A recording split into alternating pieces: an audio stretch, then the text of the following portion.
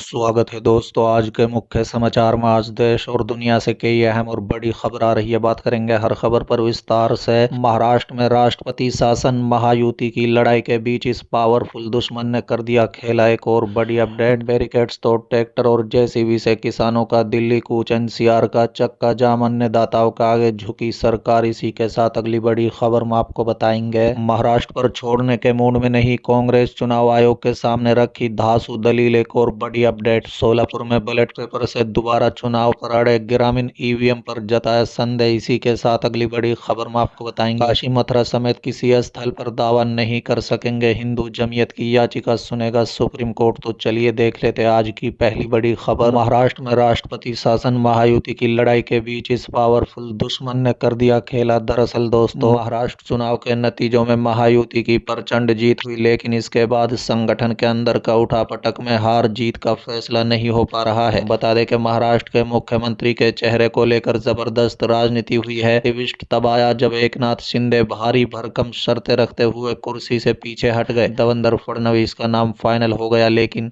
अचानक उनका भी पत्ता साफ होने की अफवाहें उड़ने लगी। इन सब के बीच अब महायुति को लेकर एक पावरफुल दुश्मन ने कुछ ऐसा कह डाला है जिसे सुनकर अमित शाह के पसीने छूट जाएंगे। दोस्तों, दरअसल महाराष्ट्र विधानसभा चुनाव परिणाम 23 नवंबर को आया था और उसके बाद सीएम फेस को लेकर घमासान चल रहा है। अमित शाह ने दिल्ली में महायुति की बैठक भी ली थी, लेकिन कोई ऐलान नहीं किया। 9 दिन बीत जाने के बाद भी अमित शाह सरकार को लेकर फैसला नहीं कर पाए। बस यही मौका देखकर आदित्य ठाकरे ने महायुति पर निशाना साधा है। बता दें कि एकनाथ शिंदे प्रेस कॉन्फ्रेंस में सीएम फेस के तौर पर फडणवीस को एनओसी देकर गांव चले गए। जाने से पहले उन्होंने इस एहसान को चुकाने की भी शर्त रखी कि सभी दिग्गज सिर खुजाते रह गए। बता दें कि हालात ये हैं कि शपथ ग्रहण की तारीख 5 दिसंबर आ चुकी है, लेकिन सीएम फेस फाइनल नहीं हो पाया है। महायुति के घमासान को देखते हुए आदित्य ठाकरे ने राष्ट्रपति शासन को लेकर बड़ी बात कह डाली। उन्होंने अमित शाह की बैठक पर सवाल उठाते हुए 9 दिनों की गलतियां गिनाई। बता दें कि शिवसेना उद्धव बालासाहब ठाकरे के नेता आदित्य ठाकरे ने महायुति के हालातों पर तंज कसा है। उन्होंने कहा है कि एक हफ्ते से ज्यादा बात बीत चुकी है, नतीजा आने के बाद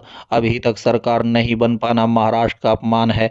आदित्य के इस बात से ये भी दिक्कत है कि सरकार गठन का दावा किए बिना शपथ ग्रहण का अनाउंसमेंट कैसे किया जा सकता है। उन्होंने कहा है कि अगर ये काम किसी विपक्षी दल ने किया होता तो राष्ट्रपति शासन लग जाता।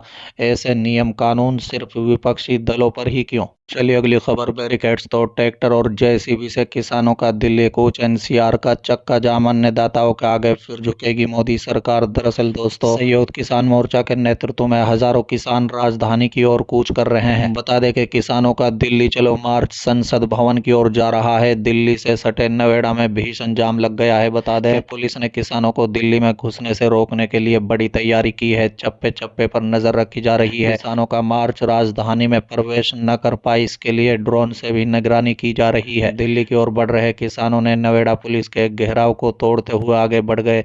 किसान अपनी कई मांगों को लेकर प्रदर्शन करते हुए संसद भवन की ओर कूच कर रहे हैं। बता दें कि किसान दलित प्रेरणा स्थल पर पुलिस के बैरिकेड्स तोड़ किसान आगे बढ़ गए हैं। किसानों के विरोध प्रदर्शन को देखते हुए ऐसा लग रहा है कि वो पूरी तैयारी के साथ आए हुए हैं।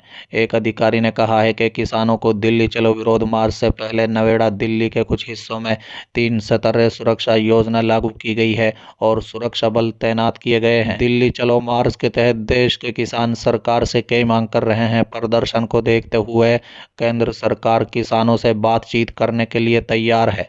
इस समय संसद भवन में शीतकालीन सत्र चल रहा है। ऐसे में पुलिस के सामने किसानों को रोकने की एक बहुत बड़ी चुनौती है।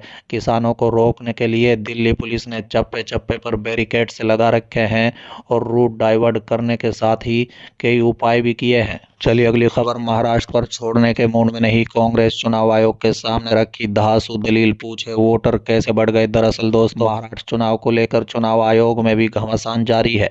कांग्रेस ने मंगलवार को चुनाव आयोग जाकर कई सवाल पूछे, कई गंभीर मुद्दे उठाए और उनका जवाब जानने की कोशिश की। कांग्रेस ने चुनाव आयोग से 2 टूक पूछा कि लोकसभा और विधानसभा चुनाव के वोटरों में इतना अंतर कैसे आया, वोटर कैसे बढ़ गए, वोट आखिर कहां चले गए। इस पर विस्तार से जानकारी सामने आनी चाहिए। वरिष्ठ कांग्रेस नेता अभिषेक मनु संघवी ने कहा है कि महाराष्ट्र चुनाव को लेकर हमने चुनाव आयोग से विस्तार से बात की और कई गंभीर मुद्दे उठाए। हमने कहा है कि पारदर्शिता और विश्वास के आधार पर बात होनी चाहिए। चुनाव आयोग से मूल आंकड़े जारी करने की भी मांग की। हम जानना चाहते हैं कि मतदान को लेकर इतनी गोपनीयता क्यों बरती गई।